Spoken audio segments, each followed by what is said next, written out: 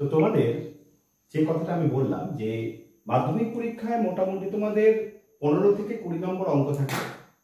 এবার পরীক্ষায় অঙ্ক করতে গিয়ে স্টুডেন্টদের নানা রকম সমস্যায় পড়তে হয়, আর সাধারণত ভৌত বিজ্ঞানের অঙ্কটা ছাত্রছাত্রী একটু ভয় পায়। তো বিভিন্ন গাণিতিক সমস্যা যখন আসে, সেই গাণিতিক সমস্যায় পরীক্ষা হলে বসে কোন সমস্যাটা সমাধানের জন্য কোন ফর্মুলাটা অ্যাপ্লাই করা উচিত সেটা স্টুডেন্টরা গুলিয়ে ফেলে।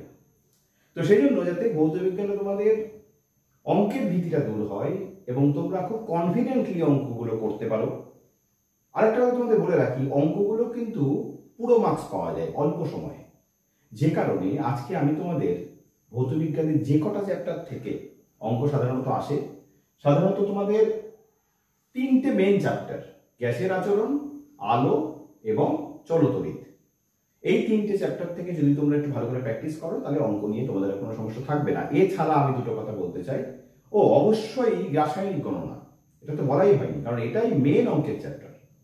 এছাড়া আর দুটো চ্যাপ্টার রয়েছে, সেটা হলো তোমার তাপ এবং হচ্ছে পরমাণু নিউক্লিয়াস। এই দুটো চ্যাপ্টার থেকে আমি তোমাদের একটু একটু করে ইনফরমেশন দিয়ে রাখবো, অনেক সময় ছোট ছোট অঙ্ক ওখান থেকেও দেয়। তো আমি এই গোটা ভিডিওটা খুব বড় হয়ে গেলে আমি দুটো পার্টে ভাগ করে তোমাদের সামনে দেব। তো চলো আজকে দেখি তোমাদের কি কি সূত্র, সেগুলো সব এক জায়গায় থাকবে আমার বোর্ডে, তাতে তোমরা কি করবে, খাতায় লিখে দেবে, তারপর তোমরা প্র্যাকটিস করবে। তো আমি পুরো ব্যাপারটাকে কি করব, আজকে তোমাদের ফর্মুলাগুলো শেখাবো, ফর্মুলাগুলো জানাবো, তোমরা খাতায় নোট ডাউন করবে। এরপরে কি করবে, এরপরে আমি তোমাদের প্রত্যেকটা চ্যাপ্টার থেকে বেশ কিছু অঙ্ক দেবো, তোমরা কি করবে, এই ফর্মুলাগুলো অ্যাপ্লাই করে অঙ্কগুলো করার চেষ্টা করবে। তো আমি তো সবসময় তোমাদের সঙ্গে আছি, তোমরা যদি না পারো তারপরে আমি তোমাদের সেই অঙ্কগুলো করে দেবো। ওকে, তো চলো প্রথমে শুরু করি গ্যাসের আচরণ। গ্যাসের আচরণ থেকে আমাদের কোন কোন সূত্রগুলো মাথায় রাখতে হবে, তো চলো দেখি।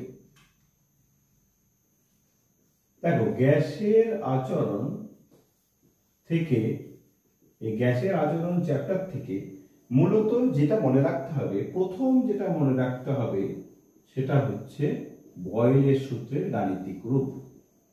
বয়েলের সূত্রের গাণিতিক রূপ কি? বয়েলের সূত্রের গাণিতিক রূপ হচ্ছে, তোমরা জানো, P1V1 সমান P2V2, P1V1 সমান P2V2। P1টা প্রাথমিক চাপ, V1টা প্রাথমিক আয়তন, P2টা অন্তিম চাপ, V2টা অন্তিম আয়তন। তাহলে আমাদের এই P1V1 সমান P2V2 এটা মনে রাখতে হবে। ব্যাস, আমি খুব দীর্ঘায়িত করছি না আলোচনা, এটা একটা হলো। দ্বিতীয়ত আমাদের যেটা মনে রাখতে হবে সেটা হচ্ছে চার্লসের সূত্রের গাণিতিক রূপ। খুব কম, দেখো খুব বেশি মনে রাখার দরকার নেই। চার্লসের সূত্রের গাণিতিক রূপ কি আছে? চার্লসের সূত্রের গাণিতিক রূপ হচ্ছে V1/T1 সমান V2/T2।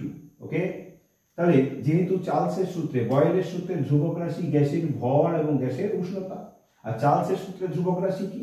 গ্যাসের ভর এবং গ্যাসের চাপ। তাহলে এখানে দেখো, এখানে ফর্মুলাটা হচ্ছে V1/T1 সমান V2/T2। এটাকে আরেকটু সরলীকরণ করে লিখলে যেটা দাঁড়াবে সেটা হচ্ছে V1T2 সমান V2T1। ওকে, যেহেতু V এর সঙ্গে T এর ব্যস্তানুপাতিক সম্পর্ক, তাই V1T2 সমান V2T1। তাহলে এই একটা দুটো ফর্মুলা মনে রাখবে। নেক্সট চলো আরেকটা ফর্মুলা, আর দুটো ফর্মুলা মনে রাখবে এই চ্যাপ্টার থেকে।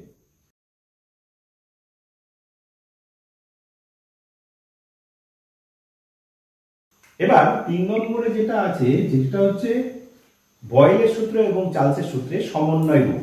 তাহলে সেটা মনে রাখতে হবে, সেটা কি? P1V1/T1 সমান P2V2/T2। ওকে, এখানে কিন্তু চাপ, আয়তন এবং উষ্ণতা তিনটেই পরিবর্তন হচ্ছে। যদি তোমার মাধ্যমিক পরীক্ষায় যদি এমন অঙ্ক আসে চাপও পরিবর্তন হচ্ছে, আয়তনও পরিবর্তন হচ্ছে, উষ্ণতাও পরিবর্তন হচ্ছে, সেক্ষেত্রে কিন্তু এই ফর্মুলাটা অ্যাপ্লাই করতে হবে। যদি দেখো শুধু আয়তন আর উষ্ণতা চেঞ্জ হচ্ছে, চাপ স্থির, তাহলে কোনটা? আয়তন আর উষ্ণতা চেঞ্জ হচ্ছে, চাপ স্থির, তাহলে সেক্ষেত্রে কিন্তু চার্লসের সূত্র। আর যদি দেখো আয়তন স্থির, চাপ আর আয়তন চেঞ্জ হচ্ছে, তাহলে সেটা বয়েলের সূত্র। আর যদি দেখো তিনটেই চেঞ্জ হচ্ছে, তাহলে কিন্তু সমন্বয়ের এই ফর্মুলাটা অ্যাপ্লাই করতে হবে। এখানে মোট রাশি কটা? 1 2 3 4 5 6টা।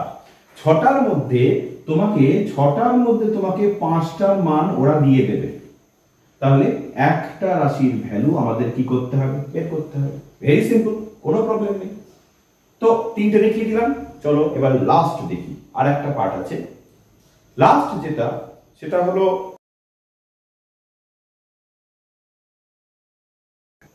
তাহলে আমি তোমাদের অলরেডি তিনটে ফর্মুলা বলে দিয়েছি। চতুর্থ ফর্মুলা যেটা মনে রাখতে হবে সেটা হলো আদর্শ গ্যাস সমীকরণ। তাহলে আদর্শ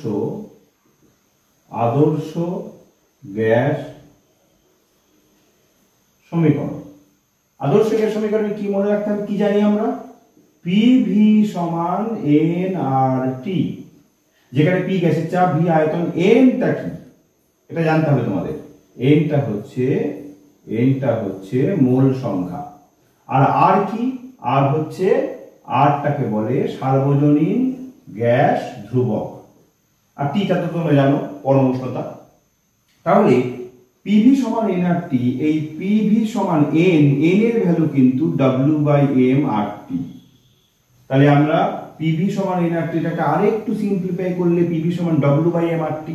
তাহলে ডব্লিউটা কি, ডব্লিউটা হচ্ছে যে কোনো গ্যাসের পরিমাণ, যে কোনো গ্যাসের ভর, আর এমটা কি, এমটা হচ্ছে ওই গ্যাসের আণবিক ওজন। ওকে, তাহলে কি দাঁড়ালো, পিভি সমান এন আর টি, এটা পিভি সমান ডব্লিউ বাই এম আর টি। এবার প্রশ্নটা কি আসে, প্রশ্নটা ধরো কোনো একটা গ্যাসের চাপ বলে দিল, আয়তন বলে দিল, উষ্ণতা বলে দিল, এবং গ্যাসটি নোন, গ্যাসটির পরিমাণ বলে দিল। তাহলে বলা হলো গ্যাসটির আণবিক ওজন বের করো। সেক্ষেত্রে পি জানা আছে, ভি জানা আছে, টি জানা আছে, ডব্লিউ জানা আছে। এবার তুমি বলবে স্যার তাহলে তো এম আর আর দুটো অজানা, না, এ আর জানা। আরটা কি সার্বজনীন গ্যাস ধ্রুবক, আমরা এর মান জানি 0.082 litre atmosphere mole inverse kelvin inverse. Okay, তাহলে সেটা অবশ্যই দেওয়া হবে। তাহলে সব যদি বসে গেল, তাহলে এম এখান থেকে বের করলেই হয়ে গেল। তাহলে গ্যাসের চ্যাপ্টার থেকে মোট চারটে ফর্মুলা আমাদের মনে রাখতে হবে। বয়েলের সূত্র, চার্লসের সূত্র, তারপরে বয়েল এবং চার্লসের সমন্বয় সূত্র, আর হচ্ছে আদর্শ গ্যাস সমীকরণ, পিভি সমান এন আর টি। ক্লিয়ার? তাহলে এই চারটে ফর্মুলা আমি তোমাদের বলে দিলাম, তোমরা খাতায় নোট ডাউন করো। এরপর আমি তোমাদের এই চারটে ফর্মুলার উপর যত ধরনের অঙ্ক আসতে পারে পরীক্ষায় সব আমি তোমাদের দিয়ে দেবো, এবং আমি নিজেও তোমাদের প্র্যাকটিস করিয়ে দেবো, সমাধান করে দেবো। ওকে, চলো নেক্সট পার্টে যাই। এবার আমি তোমাদের সেকেন্ড একটা গুরুত্বপূর্ণ চ্যাপ্টার আলোক বিজ্ঞান, লাইটের চ্যাপ্টার থেকে কিন্তু প্রচুর অঙ্ক আসে। তাও লাইটের চ্যাপ্টারে চলে গেলাম। তো লাইটের চ্যাপ্টারে কটা ফর্মুলা আমাদের মনে রাখা দরকার, তো চলো দেখি এক এক করে। আমি তোমাদের প্রত্যেকটা ফর্মুলা লিখিয়ে দেবো, তোমরা কিন্তু লিখে নেবে। প্রথম যেটা জানা দরকার 1 নম্বর, সেটা হচ্ছে দর্পণ উত্তল বা অবতল হোক, প্রথম যেটা জানা দরকার খুব গুরুত্বপূর্ণ সেটা হচ্ছে ফর্মুলা আর সমান 2f। আর সমান 2f অর্থাৎ বক্রতা ব্যাসার্ধ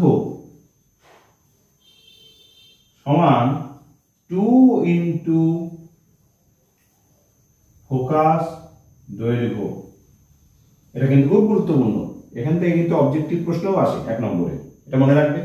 এটা কিরকম প্রশ্ন আসতে পারে, ধরা যাক তোমাকে বলা হলো কোন একটি উত্তল দর্পণের ফোকাস দৈর্ঘ্য 20 সেন্টিমিটার হলে বক্রতা ব্যাসার্ধ নির্ণয় করো। তাহলে 20 সেন্টিমিটার ফোকাস দৈর্ঘ্য, তাহলে বক্রতা ব্যাসার্ধ কত হবে, 20 ইন্টু 2 40 সেন্টিমিটার। একই রকম উল্টে দিতে পারে, বক্রতা ব্যাসার্ধ 20 সেমি হলে ফোকাস দৈর্ঘ্য কত, তাহলে ফোকাস দৈর্ঘ্য তার কি হবে, হাফ হবে। ওকে, তো ফার্স্ট এই ফর্মুলাটা তোমাদের দিলাম, r equals to 2f। Next formula, চলো দেখি নেক্সট ফর্মুলা কি আছে। নেক্সট ফর্মুলা দ্বিতীয় ক্ষেত্রে যেটা আমরা দেখবো সেটা হচ্ছে চ্যুতি কোণ বের করা। কি করে চ্যুতি কোণ বের করতে হয়, এখন দুটো জিনিস আমরা দেখে নিই এখানে, 1 2। একটা হচ্ছে ঘন মাধ্যম থেকে লঘু মাধ্যম, আর একটা হচ্ছে লঘু মাধ্যম থেকে ঘন মাধ্যম, দুটো জিনিস আমরা দেখব। তাহলে ধরে নেওয়া যাক এইটা ঘন থেকে লঘু, আর এটা লঘু থেকে ঘন। আমরা জানি ঘন মাধ্যম থেকে লঘু মাধ্যমে গেলে প্রতিসৃত রশ্মি দূরে সরে যায়, অর্থাৎ এটা আপতন কোণ, এটা প্রতিসরণ কোণ। এক্ষেত্রে কি হচ্ছে, প্রতিসরণ কোণটা আপতন কোণের থেকে বেশি হচ্ছে। আর লঘু থেকে ঘনতে গেলে সরে আসে, অর্থাৎ এক্ষেত্রে আপতন কোণটা প্রতিসরণ কোণের থেকে বড় হয়। তাহলে চ্যুতিকোণ কি করে বের করবো? চ্যুতিকোণ বের করার নিয়ম হচ্ছে, চ্যুতিকোণের মান কিন্তু সবসময় পজিটিভ হবে। তাহলে চ্যুতিকোণ বের করার নিয়ম কি? এক্ষেত্রে নিয়ম হচ্ছে ডেল্টা সমান আর মাইনাস আই, আর এক্ষেত্রে চ্যুতিকোণ বের করার নিয়ম হচ্ছে আই মাইনাস আর। অর্থাৎ সংক্ষেপে বলতে গেলে যখন যেটা বড় সেই বড় থেকে ছোটটা মাইনাস করে দেবে। ধরা যাক তোমার একটা প্রশ্ন আসলো, কোনো প্রতিসরণের ক্ষেত্রে আপতন কোণ 60 ডিগ্রি আর প্রতিসরণ কোণ 30 ডিগ্রি, চ্যুতিকোণ কত? তাহলে বড়টার থেকে ছোটটা বিয়োগ করে দাও, ব্যাস 1 সেকেন্ডের অঙ্ক। তাহলে এই দুটো তোমাদের আমি জানিয়ে দিলাম। ঘন থেকে লঘু বা লঘু থেকে ঘনতে গেলে চ্যুতিকোণ বের করতে কি করে হয়। তাহলে চ্যুতিকোণ বের করার নিয়মটা কি? নিয়মটা হচ্ছে জাস্ট দুটো অ্যাঙ্গেল মাইনাস করে দাও বড় থেকে ছোট। ওকে। 3 নম্বরে যেটা দেখবো আমরা, যে কোনো মাধ্যমের প্রতিসরাঙ্ক, তাহলে দুটো দেখেছি। একটা তোমাদের আমি শিখিয়েছি r = 2a, দ্বিতীয়ত চ্যুতিকোণ কি করে বের করতে হয়। 3 নম্বরে কোনো মাধ্যমের প্রতিসরাঙ্ক কি করে বের করব। কোনো মাধ্যমের প্রতিসরাঙ্ক,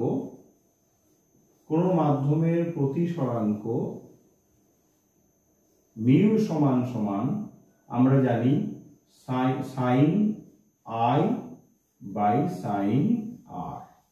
ওকে, যেখানে আই হচ্ছে আপতন কোণ, আর হচ্ছে প্রতিসরণ কোণ। তাহলে কোন মাধ্যমের প্রতিসরাঙ্ক বের করার এটাকে কি বলা হয়? স্নেলের সূত্র তোমরা জানো। তাহলে 3 নম্বর মনে রাখবে। সাপোজ দেখা গেল তোমাকে বলা হলো যে কোনো আলোর প্রতিসরণের ক্ষেত্রে আপতন কোণ 45 ডিগ্রি, প্রতিসরণ কোণ 30 ডিগ্রি, মাধ্যমিক প্রতিসরাঙ্ক কত? এই ধরনের অঙ্ক যদি আসে সরাসরি এখানে বসিয়ে দেবে। তারপর sin 45 sin 30 এগুলোর ভ্যালু তো তোমরা জানো। তো চলো, এটা 3 নম্বর। এবার আমরা যাচ্ছি 4 নম্বরে। 4 নম্বরে যেটা, সেটা হলো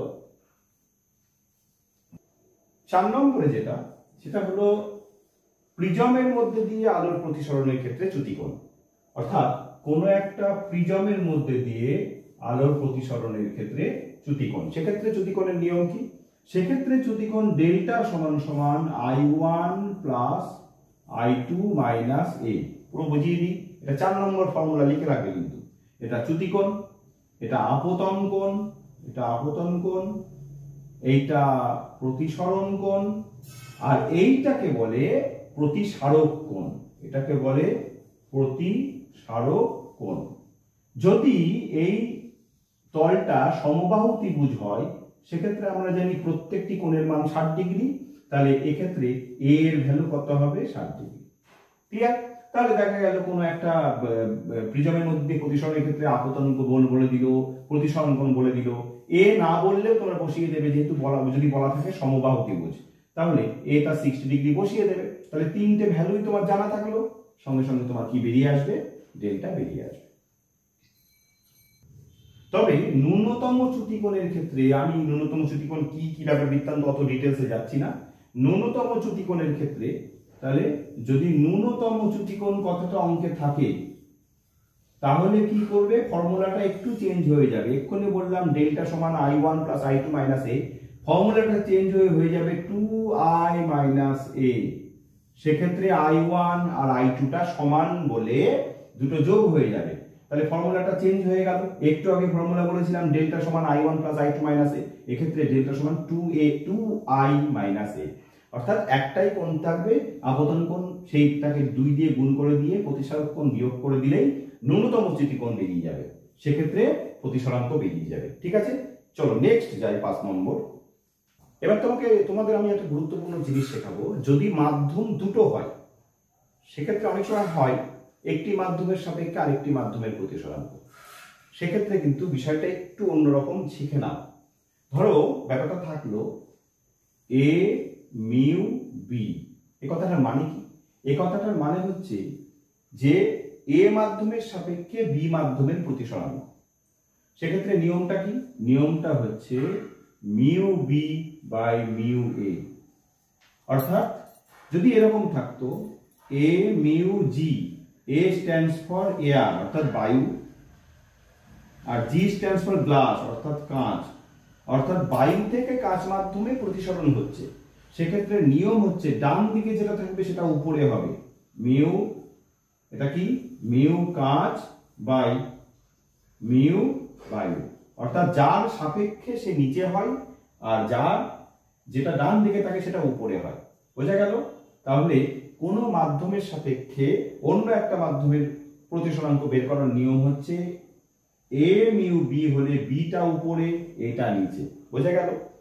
তাহলে এক্ষেত্রে দেখো একটা জিনিস ব্যাপার মনে রাখতে হবে, এটা একটা অবজেক্টিভ অঙ্ক অনেক সময় দেয় 1 নম্বরে। সাপোজ বায়ু মাধ্যমের সাপেক্ষে জল মাধ্যমের প্রতিসরাঙ্ক যদি x হয়, তাহলে উল্টে দিল, জল মাধ্যমের সাপেক্ষে বায়ু মাধ্যমের প্রতিসরাঙ্ক কত? সব সময় মনে রাখবে সেটার ভ্যালু হবে 1/x।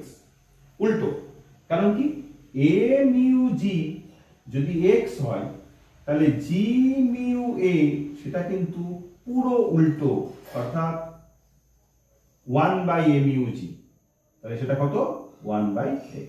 ওকে, এটা কিন্তু মনে রেখো, ছোট্ট জিনিস এটা। মাধ্যম উল্টে গেলে প্রতিসরাঙ্ক কিন্তু রেসিপ্রোক অনন্যক হয়ে যাবে, 1/, হয়ে যাবে ওটা।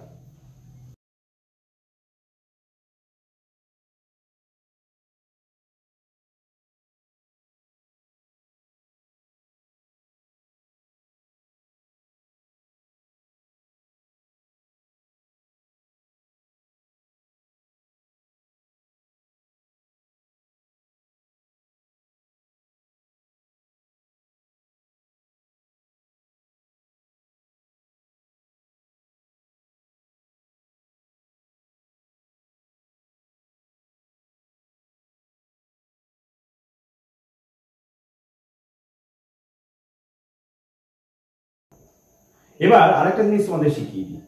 ধরো মাধ্যম একটা আছে, তাহলে এই মাধ্যমে একটা থাকলে সেক্ষেত্রে মাধ্যমের প্রতিসরাঙ্ক কি করে বের করতে হয়? যদি সেখানে আলোর বেগের প্রশ্ন থাকে, যেমন ধরো কোন মাধ্যমের প্রতিসরাঙ্ক সমান, এক্ষেত্রে বের করার নিয়ম হচ্ছে শূন্য স্থানে আলোর বেগ, শূন্য স্থানে আলোর বেগ ডিভাইডেড বাই ওই মাধ্যম, ওই মাধ্যম কোন মাধ্যম? যে মাধ্যমের কথা বলা হচ্ছে ওই মাধ্যমে আলোর বেগ। বুঝে গেল? ধরো প্রশ্নটা এমন আসলো যে কোনো একটা মাধ্যম, কাঁচ মাধ্যম, কাঁচ মাধ্যমে আলোর বেগ দিয়ে দিল, সেক্ষেত্রে তাহলে বললো কাঁচ মাধ্যমে আলোর বেগ এত হলে কাঁচ মাধ্যমের প্রতিসরাঙ্ক কত? তাহলে সেক্ষেত্রে নিয়ম কি? কাঁচ মাধ্যমের প্রতিসরাঙ্ক সমান শূন্যস্থানে আলোর বেগ বাই ওই মাধ্যমে আলোর বেগ, এটা জানা আছে। এবার তুমি ভাবছো তাহলে শূন্যস্থানে আলোর বেগ কি বসাবো? কারণ আমরা জানি তো শূন্যস্থানে আলোর বেগ কত জানি, শূন্যস্থানে আলোর বেগ আমরা জানি 3 × 10⁸ মিটার পার সেকেন্ড। তাহলে সেইটা বসিয়ে দেবো, ওই মাধ্যমে আলোর বেগ পরীক্ষায় তোমাদের কোয়েশ্চেনে দেওয়াই আছে, এতে দুটো বসিয়ে দেবো, ভাগ করে দিলেই ওই মাধ্যমের প্রতিসরাঙ্ক বেরিয়ে যাবে। ওকে, এবার এক্ষুনি তোমাদের যেটা শেখালাম, সেক্ষেত্রে যদি মাধ্যম একটা না থেকে দুটো থাকে, তাহলে নিয়ম কি? ধরো মাধ্যম এ মাধ্যম আর বি মাধ্যম, একটা না থেকে দুটো, তাহলে সেক্ষেত্রে এ মিউ বি, মনে আছে তো তোমাদের শিখিয়েছি, এ মিউ বি মানে এ মাধ্যমের সাপেক্ষে বি মাধ্যমের প্রতিসরাঙ্ক। সেক্ষেত্রে নিয়ম হচ্ছে এ মাধ্যমে আলোর বেগ ডিভাইডেড বাই বি মাধ্যমে আলোর বেগ। তোমরা নোট ডাউন করে নিচ্ছ নিশ্চয়ই প্রত্যেকটা ফর্মুলা। এ মিউ বি, সেক্ষেত্রে এ মাধ্যমে আলোর বেগ বাই বি মাধ্যমে আলোর বেগ, অর্থাৎ দেখতেই পাচ্ছ তাহলে এখানে এই ভ্যালু দেয়া থাকবে, এই ভ্যালু দেয়া থাকবে, দিয়ে বলা হবে প্রতিসরাঙ্ক বের করো। তাহলে জানানো হয়ে গেল।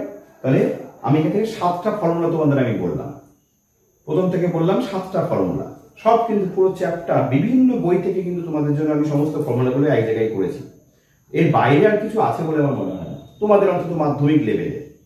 তো চলো আর একটা দেখবো, তাহলে মোটামুটি আলো চ্যাপ্টার থেকে সমস্ত ফর্মুলা কভার হয়ে যাবে। একদম শেষে 8 নম্বর যেটা দেখবো আলো চ্যাপ্টার থেকে, 8 নম্বরে কি দেখবো? 8 নম্বরে যেটা দেখবো সেটা হচ্ছে খুব গুরুত্বপূর্ণ একটা বিষয়, রৈখিক বিবর্ধন। রৈখিক বিবর্ধন, এটাকে আমরা এম দিয়ে ডিনোট করি। এম সমান সমান জেনে রেখো, এটা এখান থেকে কিন্তু প্রশ্ন খুব আসে, সেটা হচ্ছে